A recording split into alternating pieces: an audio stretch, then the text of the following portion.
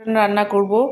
আমার 600 গ্রাম মটন আছে, তার মধ্যে 4 চামচ টক দই দিয়েছি, আর আদা রসুন কাঁচা লঙ্কা পেঁয়াজ দিয়ে আর একটু পেঁপে দিয়েছি, তার মধ্যে অর্ধেকটা পেঁপে দিয়ে ওটা দিয়ে পেস্ট করে বানিয়ে রেখেছিলাম, ওটা দিয়ে ভালো করে মাখিয়ে রেখে দিয়েছি আধ ঘন্টার মতন। তারপর কড়াইতে তেল দিয়ে আলু ভেজে নিয়েছি, তার মধ্যে গরম মশলা ফোড়ন দিয়ে তেজপাতা ফোড়ন দিয়ে পেঁয়াজ দিয়ে দিয়েছি, পেঁয়াজটা ভাজা ভাজা হয়ে এসছে, তার মধ্যে আমি একটু চিনি দিয়েছি কালারটা আসার জন্য।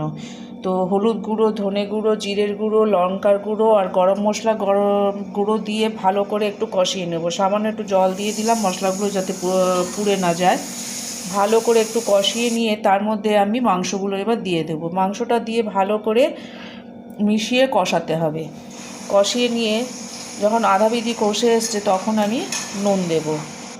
নুনটা দিলাম, নুনটা দেওয়ার পর আর একটু জল ছেড়েছে, তখন আর একটু কষাতে হবে, ভালো করে কষাবো। এরপর ভালো করে যখন কষে এসছে তখন আমি এর মধ্যে দেবো কটা গোটা রসুনটা দিলে সেন্টটা ভালো আসে। আমি চায়ের লিকার করে রেখেছিলাম কালারটা আসার জন্য, আমি চায়ের লিকারটা জলের বদলে চায়ের লিকারই দিয়ে এটা মাংসটা প্রেশার কুকারে সিটি দিয়েছি। দেখো মাংসটা রেডি।